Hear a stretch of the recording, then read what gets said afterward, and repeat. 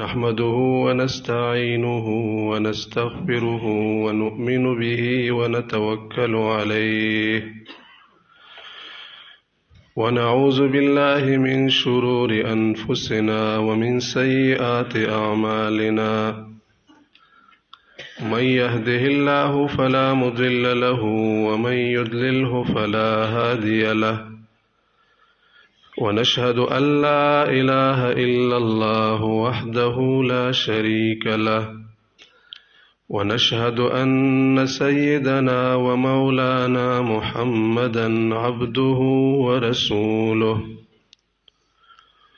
أما بعد أعوذ بالله من الشيطان الرجيم بسم الله الرحمن الرحيم إن هذا القرآن يهدي للتي هي أقوم ويبشر المؤمنين الذين يعملون الصالحات أن لهم أجرا كبيرا صدق الله العظيم. درود شریف پڑھیں.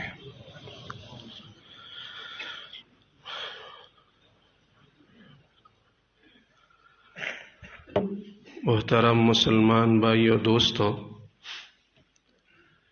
اسلامی تاریخ میں مسلمانوں کے عروج و زوال کا ایک لمبی اور طویل داستان ہے. بڑے بڑے واقعات اور حادثات رونما ہوئی ہے. مسلمانوں نے اپنے دشمن کے خلاف بڑی بڑی جنگ لڑی ہے. کبھی مسلمانوں کو فتح ہوئی تو کبھی مسلمانوں کو شکست ہوئی. بدقسمتی سے مسلمانوں کا آپس میں بھی لڑائیاں جھگڑی ہوئی ہے. زمینی اور آسمانی آفات، قحط سالی، زلزلے، سیلاب، خطرناک قسم کے وبائی امراض کا ایک سلسلہ بھی موجود ہے.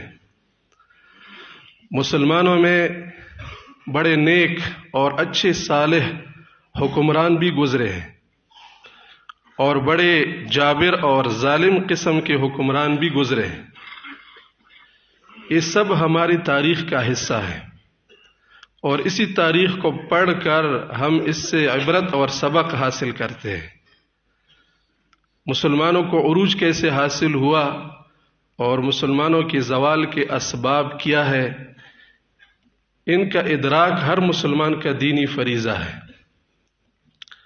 لیکن اس وقت مسلمان جس پستی اور پسماندگی کا شکار ہے اور اس دور میں مسلمان جس کرب و مصیبت میں مبتلا ہے، مسلمانوں کو جو دینی اور دنیاوی مشکلات اور مصائب درپیش ہے، شاید وہ اسلامی تاریخ میں اپنی مثال آپ ہے اور کائنات پہلی بار اس حالت کا نظارہ دیکھ رہا ہے. مسلمانوں کی بے بسی اور بے کسی کا یہ عالم ہے کہ پوری دنیا اور عالم کفر مسلمانوں پر ایسا ٹوٹ پڑا ہے جیسے کہ کسی دسترخوان پر کھانے کے لیے لوگوں کو بلایا جاتا ہے. اور مسلمانوں کی بے حسی کا یہ عالم ہے کہ جو ہماری دین کی دشمن ہے اور جو ہمارے خون کا سوداگر ہے، ہم انہی کے نقش قدم پر چل کر فخر محسوس کرتے ہیں. رحمت للعالمین صلی اللہ علیہ وسلم نے انہی حالات سے ہمیں صدیوں پہلے آگاہ فرمایا تھا کہ ایک وقت ایسا آئے گا کہ دشمن مسلمانوں پر ایسا ٹوٹ پڑے گا جیسا کہ کوئی دسترخوان پر لوگوں کو کھانے کے لیے بلاتا ہے. صحابہ اکرام نے عرض کیا، یا رسول اللہ، ہم اس وقت مقدار میں تعداد میں کم ہوں گے.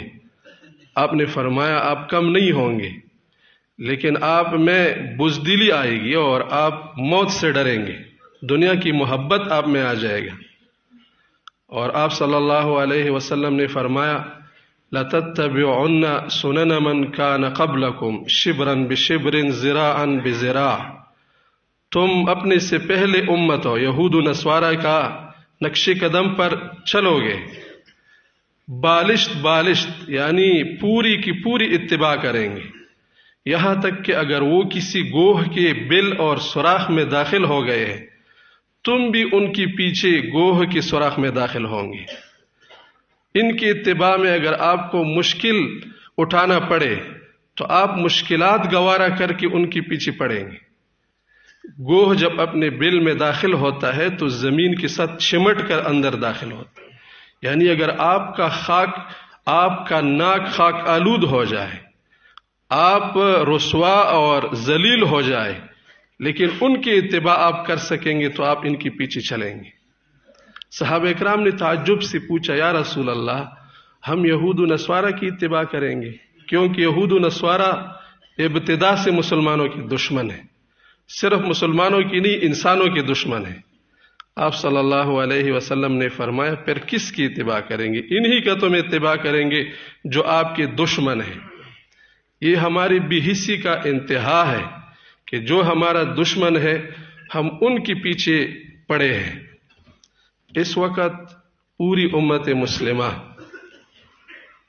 تقریباً 1.5 ارب سے زیادہ کی تعداد میں مسلمان جو 50 سے زیادہ ریاستوں میں آباد ہے، غلامی کی زندگی گزار رہے ہیں۔ دنیا کی کسی بھی خطے میں چھوٹی سی مملکت اور ریاست بھی کوئی نہیں بتائے گا جہاں پر مسلمانوں کی دینی اور دنیاوی اختیارات اس میں مسلمان خود کفیل ہوں، جو آزادانہ زندگی گزار سکتے ہیں۔ سب کے سب کسی کے محتاج اور کسی کے غلام ہیں۔ حالانکہ ہمارا یہ امت انسانیت کو آزادی کا درس دینے کے لیے آیا تھا۔ ربعی بن عامر رضی اللہ عنہ جلیل القدر صحابی ہے، وہ جب فارس کے ایوانوں میں توحید کی دعوت لے کر پہنچ گئے اور آپ کا سامنا رستم کے ساتھ ہوا، کسریٰ کے ایوان بڑے شان اور دبدبے والے ہوتے تھے، نیچے انہوں نے قیمتی قالین بچھائے ہوئی تھے اور بڑے زبردست قسم کے اسلحے ان کے پاس موجود تھے۔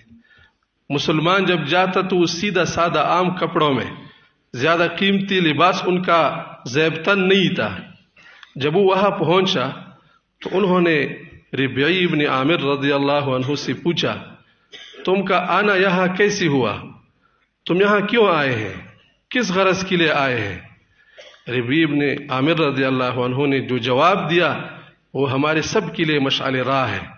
انہوں نے فرمایا، لقد ابتعثنا اللہ لنخرج العباد من عبادت العباد۔ اللہ نے ہم کو اس لیے پیدا فرمایا ہے، یہ آخری امت اس لیے دنیا میں مبعوث ہوا ہے کہ وہ لوگوں کو بندوں کی غلامی سے آزاد کر دے، الی عبادت رب العباد، بندوں کے رب اور بادشاہ، خالق اور مالک کی بندگی کے لیے وہ نکال دے۔ اور ہم اس دنیا میں اس لیے آئے ہیں کہ ہم لوگوں کو من جور الدنیا الی عدل الاسلام، من جور الادیان الی عدل الاسلام، دوسری نظاموں کی ظلم و جبر سے ہم انسانیت کو نکال کر اسلام کے عدل اور انصاف کی طرف لے آئے۔ ہم اس لیے آئے ہیں، اور ہم اس دنیا میں اس لیے آئے ہیں کہ ہم لوگوں کو نکال دے من ضیق الدنیا الی سعۃ الدنیا والآخرہ، دنیا کی مشکلات اور مصائب سے لوگوں کو نکال کر دنیا کی خوشیوں اور آخرت کی خوشیوں کی طرف نکال دے۔ ہماری امت اس لیے اس دنیا میں آیا ہے۔ اب یہ امت آزادی سے محروم ہے، ہم پوری کی پوری غلام ہیں، ہمارے سیاسی نظام بھی غلام ہے، ہمارا معاشی نظام بھی محکوم ہے، ہمارے سیاست کے اختیارات دوسری کے ہاتھوں میں ہیں۔ ہمارے ملک کے سب سے حساس اور سب سے اہم مناصب ان کی تفویض کرنے میں ہم بین الاقوام کے ضوابط کے پابند ہیں۔ وہ ہم کو جو طریقہ بتائے کہ آپ کا وزیر اعظم اس طریقے سے بنے گا، ہم اسی پر چل کر اپنا وزیر اعظم بناتے ہیں۔ ہمارا صدر بین الاقوامی ضابطوں کے ماتحت بنتا ہے، بین الاقوام بھی وہ ہے جو ہمارا دشمن ہے. سب سے بڑا دشمن اسلام کا بین الاقوام ہے، جس میں کفر کی بڑی بڑی طاقتیں موجود ہیں. ان کے قواعد کے ہم پابند ہو کر، ان کے نظام کا دفاع کر کے ہم خوشی محسوس کرتے ہیں کہ ہمارا بادشاہ بن گیا. ہم انتخابات لڑ کر اپنے آپ کے لیے کسی وزیر کا انتخاب کرتے ہیں، جس کا نتیجہ یہ ہے کہ دنیا میں کروڑوں کے مسلمانوں میں جب بادشاہ منتخب ہوتا ہے، سب سے نااہل آدمی ہمارا بادشاہ ہوتا ہے، جو نہ دین اور نہ دنیا کا سمجھ بوجھ رکھتا ہے. مسلمانوں کا حاکم وہی بنتا ہے جو مسلمانوں کا سودا کرنے میں بڑا ماہر ہوتا ہے، جو اسلامی روایات اور احکامات پر سودا بازی کرنے میں چالاک ہوتا ہے، وہ مسلمانوں کا بادشاہ بنتا ہے. کیونکہ ہمارے بادشاہ بننے کے اختیارات اپنے نہیں ہیں. ہم ان لوگوں کی طریقے پر بادشاہ بناتے ہیں جو ہمارے دشمن ہیں.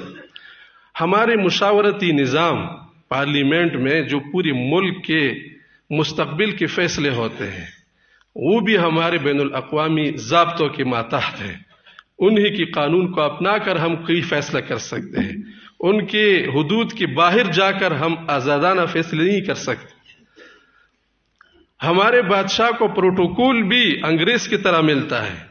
ہمارا جب کوئی بادشاہ بنتا ہے، اس کو گارڈ آف آنر جب دیا جاتا ہے یا کسی صدر کو رخصت کیا جاتا ہے، تو بینڈ بجا کر، موسیقی لگا کر، خاص قسم کے سلوٹ مار کر، جس طرح کہ پورا انگریز چل رہا ہوتا ہے، اور ہوتا ہے وہ اسلامی دنیا کا حکمران. کیونکہ ہم غلام ہیں، ہم آزاد نہیں ہیں.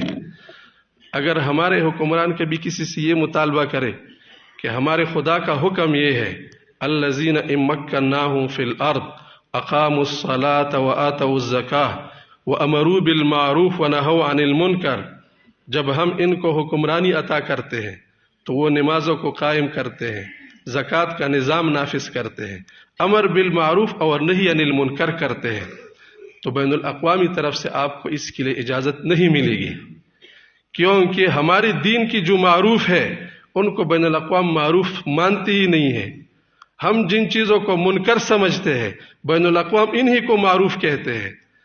تو وہ کہتے ہیں کہ اگر آپ نے بین الاقوامی دنیا میں رہنا ہے، ہمارے ساتھ سفر کرنا ہے، تو اپنا معروف اپنے ساتھ رکھ دو، اپنا منکر چھوڑ دو. ہماری بات مانو گے تو ہمارے کمیونٹی کا حصہ ہوگا.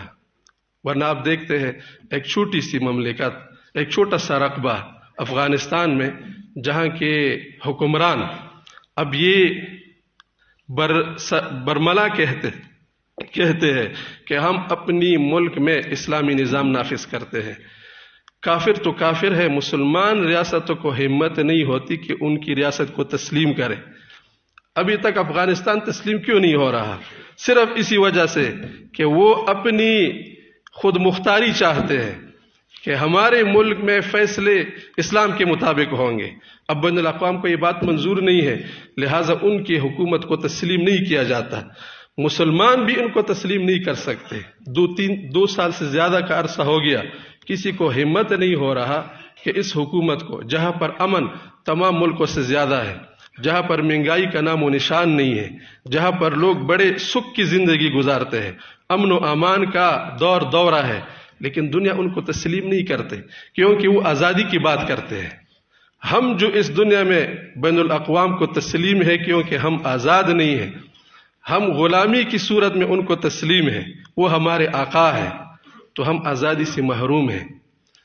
اور اللہ رب العالمین کی سنت مبارک یہ ہے، جب لوگ بے حسی میں انتہا کو پہنچ جائے، اللہ رب العالمین ایسے قوموں کی شعور کو مسخ کر دیتے ہیں.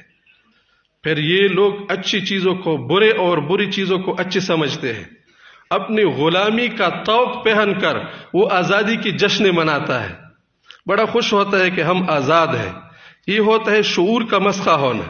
یہ اللہ رب العالمین کی طرف سے سزا کے طور پر ہوتا ہے کہ جو اپنے حس کو اتنا گنوا بیٹھے اور جو اتنا بے حس ہو جائے کہ وہ اچھی بری کا تمیز بھی نہیں کر سکتے، تو ان پر اسی طرح لوگ مسلط ہوتے ہیں. تو آج مسلمانوں کا بلکہ پوری امت مسلمہ کا آزادی ہم سے چھن گئی ہے. ہم بطور امت کے غلام ہیں. کوئی بھی ریاست ایسا نہیں ہے جو دین و دنیا کے آزادانہ فیصلے کر سکے، وہ اپنے فیصلوں میں پابند ہے. اس سے بڑھ کر غلامی کیا ہوگی کہ ملک ہمارا اپنا ہے، رقبہ ہمارا اپنا ہے، وسائل ہمارے اپنے ہیں، اسلحہ بھی ہمارا اپنا ہے، ہم بادشاہ بھی اپنے پیسوں پر بناتے ہیں۔ یہ جو ہمیں قرضہ دیا جاتا ہے مفت میں نہیں دیا جاتا، قرضے کے اوپر سود لگا کر ہم سے ڈبل وصول کیا جاتا ہے، تو ہمارے اپنے پیسے ہیں، لیکن پھر بھی فیصلے ہم خود نہیں کر سکتے۔ اب ایک آدمی کا گھر اپنا ہے، اس کے باپ سے میراث میں اس کو ملا ہے، اسی گھر میں فیصلے کوئی دوسرا کرتا ہے، تو اس سے بڑھ کر ذلت اور رسوائی اور غلامی کیا ہوگی۔ لیکن میں نے بتایا کہ جب شعور مسخہ ہوتا ہے تو پھر غلامی کا احساس بھی نہیں ہوتا ہے، پھر برائی کا احساس بھی ختم ہو جاتا ہے۔ ہمارے آج کل مسلمانوں کے عدالتی نظام کا پورا نظام تباہی کا شکار ہے۔ بہت کم لوگوں کو انصاف ملتا ہے، اکثر لوگوں کو انصاف ملتا نہیں ہے، جن کو ملتا ہے بڑے مشکل سے ملتا ہے۔ جو طاقتور ہوتا ہے اس کو تو اس کے حق میں فیصلہ سنایا جاتا ہے، جو کمزور ہوتا ہے کمزور کو حق نہیں دیا جاتا۔ لوگ کہتے ہیں کہ ریاست ماں کی مانند ہوتی ہے، بچہ اگر ہر طرف سے مایوس ہو جائے تو آخر وہ اپنی ماں کی گود میں سہارا حاصل کرتا ہے۔ تو ملک کے رہنے والے اگر ہر طرف سے مایوس ہو جائے تو وہ پھر ریاست کا دروازہ کٹکھٹاتا ہے کہ میرا باپ مجھے حق نہیں دیتا۔ بیٹا باپ کے خلاف اگر کہیں پر آواز اٹھاتا ہے تو ریاست کا دروازہ کٹکھٹاتا ہے۔ بائی سے اگر حق مانگتا ہے تو ریاست کے دروازے پر کھڑا ہوتا ہے۔ لیکن آج ہماری ریاستیں بھی ظلم اور جبر کا ساتھ دیتی ہے۔ جو طاقتور ہوتا ہے ریاست ان کی طرف کھڑا ہوتا ہے، جو کمزور ہوتا ہے آپ دیکھتے ہیں کمزور لوگوں کے مقدمات اولاً تو کچہری میں جاتی نہیں ہے، اگر کچہری میں چلے جائے تو پھر کچہری سے نکلتی نہیں ہے۔ 2-3 ہزار روپے کا مقدمہ ہوتا ہے، سال ہا سال تک وہ ہماری کچہریوں میں لٹکا رہتا ہے، اس کے حق میں کوئی فیصلہ نہیں ہوتا۔ ہمارے اپنے گھروں سے اپنے مسلمان بھائیوں کو اٹھا کر اغوا کیا جاتا ہے، سینکڑوں بلکہ ہزاروں کی تعداد میں بے گناہ لوگ اپنے گھروں سے اغوا کی گئی ہے۔ ریاست باوجود طاقت ہونے کے کہ وہ ان ساری چیزوں کو اگر کنٹرول کرنا چاہے تو کنٹرول کر سکتی ہے، لیکن ہمارے اپنے مسلمان بھائی جن کے گھروں میں ان کے بیٹے اپنے باپ کے حیات میں یتیم ہیں، بیٹے کا باپ زندہ ہوتا ہے لیکن وہ یتیمی کا زندگی گزارتا ہے۔ ہمارے گھروں کی مستورات اپنے شوہروں کے حیات میں بیوہ ہو گئی ہے، اور ہمارے مستورات دور دراز کے علاقوں سے، کہیں بلوچستان سے تو کہیں وزیرستان سے، کہیں کسی اور علاقے سے ہمارے ریاست کے دروازے پر کھڑے ہو کر اپنے ہاتھ میں بینر اٹھا کر ان سے ایک مطالبہ کرتی ہے اور اپنے رشتہ داروں کا بھیک مانگتی ہے کہ ہمیں اپنا رشتہ دار دے دے، ہمارا بھائی ہمیں دے دے، ہمیں ملک کی کسی اور مراعات سے کوئی سروکار نہیں ہے، ہمارا روڈ کچا ہو، ہمارا ہسپتال نہ ہو، ہم کھانے پینے کے لیے اپنا سب کچھ کریں گے، لیکن کم از کم ہمارے گھر کا جو چاردیواری ہے جس کی وجہ سے ہماری عزت محفوظ تھی، جس کی وجہ سے ہمارا چولہا جل رہا تھا، اب ہمارا وہ شوہر ہمارے گھر میں آ جائے، بس ہمارا یہی ایک مطالبہ ہے۔ اور ہمارے مستورات رات گزار کے وہاں پر حکومت کے سامنے کھڑی ہوتی ہے، حکومت کو اس سے کوئی احساس نہیں ہوتا، اس کو کوئی فکر لاحق نہیں ہوتی۔ کسی کا اگر باپ مرتا ہے، کسی کا بھائی مرتا ہے، حکومت کو خیر ہے، حالانکہ کسی حکومت میں اگر کوئی ناحق قتل ہوتا ہے اس حکومت کے حکمران اس میں برابر کے شریک ہیں۔ جو کسی کی خون کا حفاظت نہیں کر سکتا وہ اس ملک کی باسیوں کی حکمرانی کا کوئی حق نہیں رکھتا۔ اگر ہمارے مسلمانوں کا خون ہمارے حکمرانوں کے ہوتی ہوئی غیر محفوظ ہے تو یہ ہمارے حکمرانوں کی نااہلی ہے، ان کو اپنی نااہلی کا اعتراف کرنا چاہیے۔ ہمارے امن و امان کی حالت یہ ہے کہ خود ہمارے مسلمانوں کے اندر جہاں پر سرمایہ بڑھتا ہے وہاں پر ہمارا سرمایہ غیر محفوظ ہے۔ بازار میں جا کر مسلمان کو دھوکہ مسلمان ہی دیتا ہے، مسلمان کے ساتھ فراڈ مسلمان ہی کرتا ہے۔ بازار اس لیے ہوتا ہے کہ وہاں پر تجارت کر کے آدمی سرمایہ بڑھائے، ہمارا سرمایہ کی مراکز میں غیر محفوظ ہے۔ ہسپتال میں جائے مریض کو ڈاکٹر کے سامنے پیش کرے، ہسپتال یہ صحت کی مراکز ہوتے ہیں، ہمارا صحت اسپتال میں غیر محفوظ ہے، ڈاکٹر اپنی مفاد کی خاطر آپریشن لکھتا ہے تاکہ اس کی کمائی ہو، اگرچہ اس کی جان چلی جائے۔ عدالتوں میں ہمارا انصاف غیر محفوظ ہے، ہمارے اجتماعات میں بم دھماکے ہوتے ہیں، دسیوں لوگ شہید ہو جاتے ہیں، اس کا مجرم کا پتہ نہیں چلتا کہ مجرم کون تھا اور اس نے دھماکہ کیوں کیا، یہ لوگ اتنی زیادہ مقدار میں شہید کیوں ہو گئے، ان کا جرم کیا تھا۔ اگر کسی کا پتہ بھی چلے تو ان کو چپکے سے نکال کر ان کو پناہ دی جاتی ہے، کیونکہ ہم غلام ہیں، ہم آزاد نہیں ہیں۔ ورنہ اگر ہم آزاد ہوتے، آپ کسی کمزور سے کمزور ترین آدمی کا نقصان کرے، اس کو اپنے دشمن کا بھی پتہ چلتا ہے اور اپنے دشمن سے نمٹنے کا بھی پتہ چلتا ہے۔ وہ 50 سال گزرنے کے بعد بھی اس سے اپنا وہ جو نقصان کیا ہوتا ہے اس کی تلافی کرتا ہے۔ ہمارے روز کے نقصانات ہوتے ہیں، ہمارے اموال ضائع ہوتے ہیں، ہمارے آبروریزی ہوتی ہے، ہمارے جان ضائع ہوتے ہیں، کسی کا مال نہیں محفوظ، کسی کا جان نہیں محفوظ، حالانکہ ہمارا دین وہ دین ہے جو سب سے بڑھ کر امن و سلامتی کا علمبردار ہے۔ ہماری دین کا نقطہ آغاز بھی سلامتی سے ہوتا ہے۔ المسلم من سلم المسلمون من لسانہ ویدہ، مسلمان وہ ہوتا ہے جس کے ہاتھ اور زبان سے لوگ محفوظ ہوں۔ رسول اللہ صلی اللہ علیہ وسلم نے فرمایا، جس کے ضرر سے اس کا پڑوسی محفوظ نہیں ہے وہ مؤمن بھی نہیں ہے۔ واللہ لا یؤمن، واللہ لا یؤمن، 3 مرتبہ آپ صلی اللہ علیہ وسلم نے تاکید کے طور پر ارشاد فرمایا کہ خدا کی قسم وہ مومن نہیں ہے، خدا کی قسم وہ مومن نہیں ہے، خدا کی قسم وہ مومن نہیں ہے۔ لوگوں نے عرض کیا یا رسول اللہ کون مومن نہیں ہے؟ آپ نے فرمایا الذی لا یأمن جارہ بوائقہ، جس کے شر اور ضرر سے اس کا پڑوسی محفوظ نہ ہو۔ ہمارے مسلمانوں کا روایت یہ ہے، جب وہ کسی کے پاس جاتے ہیں، کسی کے حجرے میں جاتا ہے، کسی کے گھر میں جاتا ہے، تو سب سے پہلا کلام ہو السلام علیکم ورحمۃ اللہ وبرکاتہ، جس کا مطلب یہ ہوتا ہے کہ وہ اپنے مخاطب کو اپنی حفاظت، اپنی طرف سے حفاظت کی ضمانت دیتا ہے کہ آپ میری طرف سے محفوظ ہیں۔ اور ایک بہت بڑا کسی کو یہ اعتماد دینا کہ آپ کی میری طرف سے آپ کی جان محفوظ ہے، آپ کا مال محفوظ ہے، آپ کا آبرو محفوظ ہے، یہ ہمارے اسلام کا پہلی ملاقات کا کلمہ ہے۔ لیکن آج خود مسلمان غیر محفوظ ہیں، آپس میں ایک دوسرے سے محفوظ ہے، اور غیر مسلم تو ویسے بھی ہمارا جتنا بھی نقصان کر سکتے ہیں۔ آپ دیکھتے ہیں فلسطین میں غزہ کی جو صورتحال ہے، 40,000 تک بے گناہ معصوم لوگ انہوں نے شہید کر دی، جن میں چھوٹے بچے، بوڑھی اور عورتیں، اور ایسے لوگ کے بیمار، جو لوگ اپنا کھانا کھانے کے لیے باہر لے جاتے ہیں، ان پر بمباری کی جاتی ہے۔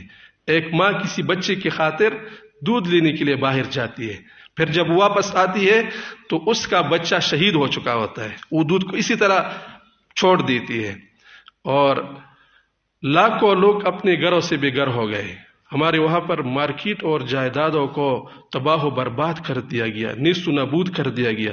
تمام امت مسلمہ اس پر خاموش ہے، کسی ایک حکمران کو ہمت نہیں ہو رہی کہ وہ انسانی مسلمان ہونا تو دور کی بات ہے، انسانیت کی خاطر، جیسے کہ بعض غیر مسلموں نے اس کے خلاف آواز اٹھائی کہ یہ تو انسانیت کے خلاف ہو رہا ہے، لیکن مسلمان غلام ہے، مسلمانوں کو یہ کہنے کی جرت اور ہمت نہیں ہو رہی۔ تو یہ ہمارے مسلمانوں کا جو آج کل حالت ہے، یہ ایک نیا تاریخ رقم کر رہا ہے۔ اس سے پہلے اس طرح کی مسلمانوں پر بری حالت نہیں آئی ہے۔ ہم اس وقت معاشرتی طور پر انتہائی نیچی سطح پر چلے گئے ہیں، اور اس سے بڑھ کر المیہ ہمارا یہ ہے کہ جب حالات اتنے حساس ہو، حالات اتنی سیریس آپ کہہ دیں، یا ہسپتالوں والوں کہتے ایمرجنسی لگ جائے، کہ جب جس کی صورت میں تمام دوسری چیزوں کو موقوف کر کے اسی ہی کی طرف لوگ متوجہ ہو جاتے ہیں، ایسے حالات ہیں ہماری اس امت پر۔ اتنی گمبھیر حالات میں ہمارا نوجوان اب بھی غفلت کی نیند سو رہا ہے، ہمارے نوجوانوں کو اب بھی کھیل تماشا دیکھنے سے فرصت نہیں مل رہی، اور ہمارے نوجوانوں کو پورا دن، پوری رات موبائل میں گیم کھیل کر اس سے موقع نہیں مل رہا کہ وہ اس امت کی حالت زار کو دیکھے اور اس کے لیے سنجیدگی سے سوچے کہ اب میرا اس میں کیا ذمہ داری بنتی ہے۔ حالانکہ نوجوان امت کا سرمایہ ہوتے ہیں۔ ہم نوجوانوں سے بھی اس امت کی توقعات وابستہ ہے. اپنی کمزوری کو اب پس پش ڈالنا چاہیے. اب دشمن کے خلاف مزاحمت اور دشمن کے ساتھ مقابلہ کرنے کی ہمت کرنی چاہیے. یہ نوجوان ہمارے مستقبل ہیں، اور انہی نوجوانوں سے ہمارے بوڑھوں، بچوں اور ہمارے مستورات کی توقعات وابستہ ہے. اگر یہ نوجوان آج کمر بستہ ہو جائے، جس قوم کے نوجوان اٹھ کھڑے ہوتے ہیں وہ سیلابوں کے رخ کو موڑ دیتے ہیں. جس قوم کے نوجوان بیدار ہوتے ہیں وہ پہاڑوں کو ہموار کر دیتے ہیں. جس قوم کا نوجوان بیدار ہوتا ہے وہ ظلم کا خاتمہ کرتا ہے. آج ہمارے مسلمان میں یہ شعور بیدار کرنا ضروری ہے، خاص کر نوجوان طبقہ اب مزید غفلت کی نیند سے بیدار ہو جائے. امت مسلمہ کی دینی اور دنیاوی ضروریات کو سمجھے اور امت مسلمہ کے اس مشکل گھڑی میں کام آ جائے. اگر اس مشکل میں ہم امت کے کام نہیں آتے تو پھر ہم اس امت کے کس وقت کام آئیں گے؟ ہمارا سب کچھ اس امت کے لیے قربان ہو جائے. وہ امت جسے چھوڑ کر ہمارے نبی صلی اللہ علیہ وسلم بڑے فکر مند رہتے تھے. اسی امت کا فکر ہمارے نبی کو ہر وقت لاحق ہوا تھا. آپس میں ان کی کیا حالات ہوں گے، دشمن کے ساتھ ان کا کیا حالت ہوگا، ان کی دین کا کیا بنے گا، ان کی دنیا کا کیا بنے گا. ہمارے نبی صلی اللہ علیہ وسلم نے اس امت کے بارے میں ہم کو وصیتیں چھوڑ کر ہم سے اس امت کے وہ خدمت کرنے کی اور اس امت کی رہنمائی کی ہم سے رسول اللہ صلی اللہ علیہ وسلم نے مطالبہ کیا ہے. تو یہ امت اب ہمارے کندھوں پر آئی ہے، خصوصاً نوجوانوں کے لیے، اور نوجوانوں سے ہمارا مطالبہ ہے کہ وہ اس وقت امت مسلمہ کی اس ضرورت میں ضرور کام آئے. وجہ ان حالات کا کیا ہے کہ مسلمانوں پر یہ جو بری حالات آئی ہیں، اس کی وجہ کیا ہے؟ وجہ بالکل واضح ہے کہ اللہ رب العالمین نے ہم کو جو دین دیا تھا اور اللہ رب العالمین نے جس کام کے لیے ہم کو انتخاب کیا تھا، بڑے ہم کو فضیلت دی تھی. کنتم خیر امت اخرجت للناس، تمام اقوام عالم سے اس امت کو شرافت اور فضیلت دیا تھا. ہم نے اپنا کام چھوڑ دیا، ہم نے اللہ کی کتاب کو پس پش ڈال دیا. پھر اللہ رب العالمین کی کتاب کو جو چھوڑ دیتا ہے، اللہ رب العالمین ان کو بھی ذلیل و رسوا کر دیتا ہے. رسول اللہ صلی اللہ علیہ وسلم کا ارشاد مبارک ہے، ان اللہ یرفع بهذا الکتاب اقواما ویضع به آخرین. اللہ رب العالمین اس کتاب کی وجہ سے بہت سارے لوگوں کو رفعت نصیب فرماتے ہیں، ان کو بلندی نصیب فرماتے ہیں. اور اللہ رب العالمین اس کتاب کی وجہ سے بہت سارے لوگوں کو ذلیل و رسوا کرتے ہیں جو کتاب پر عمل نہیں کرتے، پوری کتاب پر عمل نہیں کرتے. بعض کتاب پر عمل کرنا بھی ہماری رسوائی کا ذریعہ بنتا ہے. افتؤمنون ببعض الکتاب وتکفرون ببعض فما جزاء من يفعل ذلك منكم الا خزي في الحیاة الدنیا. جو لوگ بعض کتاب پر عمل کرتے ہیں ایمان رکھ کر، بعض کو چھوڑ دیتے ہیں. ومن الناس من يعبد الله على حرف، جو کنارے پر بندگی کرتے ہیں. فإن أصابه خير اطمأن به، اور ان کو بادشاہت ملتی ہے، ان کو عہدہ ملتا ہے، ان کو دنیا کی بینکوں سے قرضہ ملتا ہے، پھر تو بڑے خوش ہوتے ہیں. لیکن اگر ان پر کوئی فتنہ آ جاتا ہے، مسلمانوں کے حق میں کھڑے ہونے کا موقع آتا ہے، تو انقلب علی وجہ، وہ پیچھے موڑ کے چلے جاتے ہیں. خسرت دنیا والآخرہ، ان لوگوں کو دنیا بھی نقصان میں، آخرت تو ویسے بھی تباہ و برباد ہے. تو ہماری ناکامی کا اور ہمارے زوال کا اصل وجہ یہ ہے کہ ہم نے اپنے دین کو یا پورا کا پورا چھوڑ دیا اور یا اپنے خواہشات کی دین کو ہم نے اپنایا.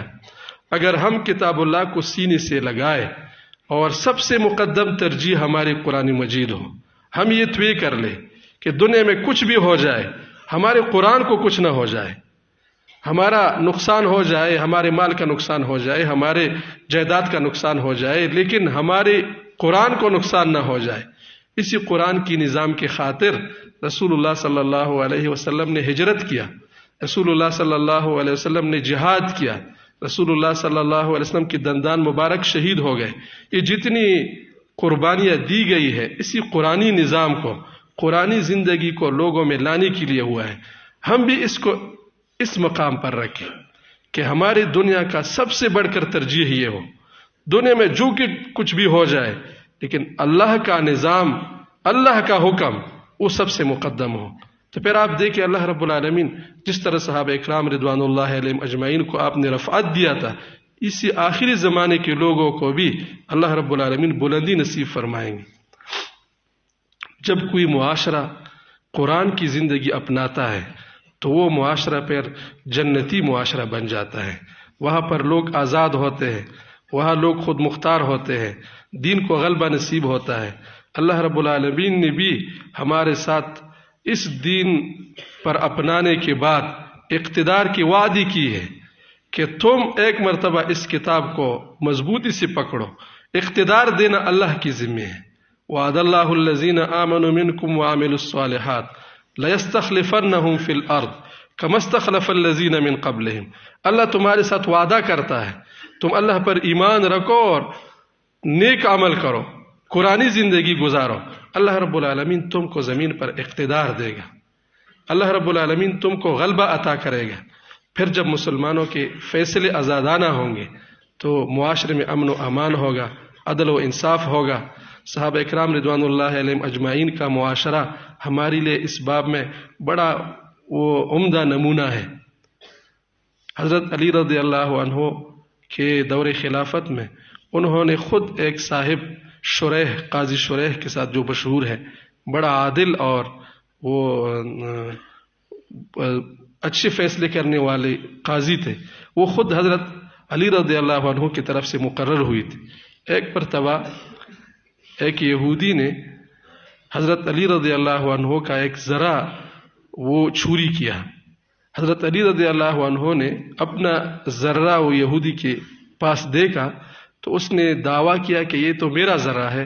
یہودی نے کہا یہ آپ کا نہیں ہے، میرا ہے، اور اگر آپ اس کا دعویٰ رکھتے ہیں تو ہم جا کر عدالت میں مقدمہ دائر کرتے ہیں۔ قاضی نے جو فیصلہ سنایا اسی پر ہم دونوں عمل کریں گے۔ اب خلیفہ وقت امیر المومنین حضرت علی رضی اللہ عنہ داماد رسول صلی اللہ علیہ وسلم وہ یہودی کے پاس روانہ ہو کر قاضی شریح کی عدالت پہ چلے گئے۔ قاضی شریح کے سامنے جب یہ مقدمہ پیش کیا تو قاضی شریح نے حضرت علی رضی اللہ عنہ کو مخاطب کر کے کہا کہ امیر المومنین یہ جو ذرہ یہودی کے ہاتھ میں ہے اور آپ اس کے دعوے دار ہیں، آپ کے ساتھ اس ذرہ پر کوئی گواہ اور کوئی ثبوت ہے؟ امیر المؤمنین حضرت علی رضی اللہ عنہ نے فرمایا کہ میرے پاس دو گواہ ہیں، ایک گواہ میرا غلام ہے اور دوسرا گواہ میرا بیٹا حسن ہے۔ تو قاضی شریح نے کہا کہ امیر المؤمنین یہ دو گواہ آپ کے حق میں قبول نہیں ہوتے، بیٹا باپ کے لیے گواہی نہیں کر سکتا۔ اب یہودی یہ سارا واقعہ دیکھ رہا ہے کہ امیر المؤمنین اپنے مقرر کردہ قاضی کے سامنے بیان درج کر رہا ہے اور قاضی اس سے تفصیلات پوچھ رہا ہے، اور بے دڑک بغیر کسی روک ٹوک کے جس طرح کسی عام انسان سے پوچھا جاتا ہے اسی طرح امیر المؤمنین سے پوچھ رہے ہیں۔ یہاں تک پہنچ کر یہودی نے کہا کہ قاضی صاحب آپ اپنا فیصلہ بس سنائے حضرت علی کے حق میں صرف مسلمانوں کے نظام عدل کو دیکھ رہا تھا کہ مسلمان کتنے عادل ہیں۔ ان کے سامنے اگر بادشاہ اور گدا سامنے آ جائے تو آیا وہ بادشاہ کے حق میں فیصلہ دیتے ہیں یا حق کو دیکھ کر فیصلہ کرتے ہیں؟ اب جب آپ امیر المؤمنین سے اتنا استفسار کرتے ہیں اور ان کے گواہوں پر جرح بھی کرتے ہیں، لہٰذا میں نے یہ چوری کیا تھا، یہ حضرت علی کا ذرہ ہے، آپ اسی کے حق میں فیصلہ سنائیں۔ قاضی شریح نے ایک مرتبہ اپنے بیٹے کے خلاف ایک تاریخی فیصلہ سنایا تاکہ لوگوں کو معلوم ہو جائے کہ ہمارے اسلامی نظام کے فیصلے یہ طاقتور یا رشتہ داریوں کی بنیاد پر نہیں ہوتے، بلکہ جو حق ہوتا ہے وہی سنایا جاتا ہے۔ قاضی شریح کے بیٹے نے اپنے باپ شریح سے کہا کہ ابا جان میرا فلان آدمی کے ساتھ جائیداد کا تنازع ہے، آپ مجھے مشورہ دے دیں، اگر میرا حق بنتا ہے تو میں آپ کے عدالت میں مقدمہ دائر کرتا ہوں، اور اگر میرا حق نہیں بنتا یا اس میں کوئی ابہام ہے تو میں پھر اس کے ساتھ عدالت کے علاوہ صلح صفائی کے ساتھ اس کے ساتھ بات چیت کرتا ہوں۔ قاضی شریح نے کہا کہ بیٹے آپ کل میرے عدالت میں فیصلہ لے آئے۔ بیٹا بڑا خوش ہوا کہ جب میرے باپ نے میں نے اس کے ساتھ مشورہ کیا اور اس نے مجھے کل عدالت میں بلایا تو اس سے معلوم ہوا کہ یہ فیصلہ میرے حق میں ہوگا۔ جب کل عدالت میں شریح کے بیٹے حاضر ہو گئے اور اس کا جو دوسرا فریق تھا وہ بھی حاضر ہو گئے. تو دونوں نے بیانات اپنے سنائے. قاضی شریح نے جب فیصلہ سنایا تو وہ فیصلہ قاضی شریح کے بیٹے کے خلاف آ گیا. فیصلہ آپ نے اپنے بیٹے کے فریق کے حق میں دیا. جب بیٹا گھر آیا اور اپنے باپ سے بڑی شکایت لگائی کہ آپ نے خود مجھے کہا کہ عدالت میں میرے پاس مقدمہ لے کر آئے، اگر میرا حق نہیں بنتا تو پھر آپ ظلم کرتے تھے، اور یا ایسا بھی ہو سکتا اگر میں آپ کو اس کی چھوڑنے کا کہہ دیتا تو کل آپ اس پر پھر احسان جتلاتے تھے کہ مجھے اپنے باپ نے کہا کہ اس کے ساتھ بس تنازع نہ کرو ورنہ یہ میرا آپ کا حق تھا. تو میں نے آپ کو عدالت اس لیے بلایا تاکہ آپ پر یہ واضح ہو جائے کہ نہ یہ آپ کا حق ہے اور نہ آپ کو کسی کے ساتھ ظلم کا موقع ملے. قاضی کا بیٹا ہو کر آپ کو کسی کے ساتھ ظلم کا موقع نہ ملے. یہ ہمارا عدالت کا اور مسلمانوں کے عدل و انصاف کا حالت تھا. مسلمان جب صحیح معنوں میں اللہ رب العالمین کے بندے بن جاتے ہیں تو وہ معاشرہ ایثار والا معاشرہ بن جاتا ہے. ہر ایک دوسرے پر اپنے آپ پر دوسرے کو ترجیح دیتا ہے. وہ زیادہ اچھا نہ کھائے لیکن اس کا بھائی اچھا کھائے، اس کا رشتہ دار آرام اور راحت میں ہو. وَيُؤْثِرُونَ عَلَىٰ أَنفُسِهِمْ وَلَوْ كَانَ بِهِمْ خَصَاصَةٌ. صحابہ اکرام ایک دوسرے کو اپنے اوپر ترجیح دیتے تھے. ایک جنگ اور لڑائی کے موقع پر ایک صحابی مجاہد زخمی ہو گئے. تو زخمی ہونے کی حالت میں پیاس زیادہ لگتی ہے. اس نے کسی سے پانی منگوایا. یہ جو واقعہ بیان کرتا ہے وہ کہتے ہیں کہ میں نے ایک کھنڈول میں پانی لا کر اپنے چچا زاد کے سامنے رکھ دیا تو اسی اثناء ایک دوسری مجاہد زخمی نے آواز لگایا کہ مجھے پانی کی ضرورت ہے.